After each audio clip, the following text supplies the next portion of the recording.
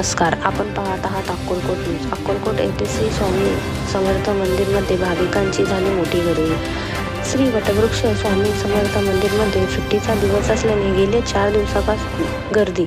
मंदिर परिसरात रांगेत थांबून स्वामी समर्थांचे दर्शन घेतले. यावेळी कुणाली प्रिया तसेच त्रिशा मॅडम, अनिता, हर्षदा दवडी, यश प्रकाश आदी स्वामी भक्त मोठ्या संख्येने उपस्थित होते. स्वामी समर्थांच्या मंदिर मध्ये हजारो भाविकांनी घेतले स्वामी समर्थांचे दर्शन.